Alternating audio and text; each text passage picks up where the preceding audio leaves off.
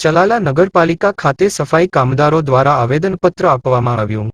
ધારી તાલુકાના ચલાલા નગરપાલિકા સેવા સદન ખાતે પોલીસ બંદોબસ્ત સાથે સફાઈ કામદારો દ્વારા આજરોજ આવેદનપત્ર આપવામાં આવ્યું હતું, જેમાં વાલ્મીકી સમાજ ગુજરાત પ્રદેશ પ્રમુખ દ્વારા સફાઈ કામદારોને કાયમી કરવા અને સરકારશ્રીના નિયમ પ્રમાણે વેતન આપવામાં આવે તેમજ ગેરવર્તન ન કરવા તેવી માંગ કરી રજૂઆત કરવામાં આવી હતી। ત્યારે 10 દિવસમાં ઉકેલ નહીં આવે તો આગામી દિવસોમાં ઉપવાસ આંદોલનની ચીમકી પણ આપવામાં આવી હતી। સફાઈ કામદારોના પ્રશ્નોનો કાયમી ઉકેલ કરવામાં આવે તેવી માંગ કરવામાં આવી હતી। મારું નામ જીતુ બારિયા, વાલ્મીક સમાજના પ્રદેશ પ્રમુખ।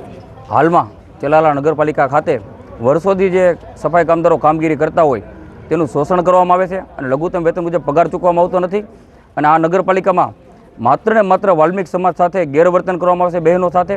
તો આ બાબતે અમને સફાઈ કામદારો જાણ કરતાં આજરોજ અમે સીઓ સાહેબને આવેદનપત્ર આપ્યું છે।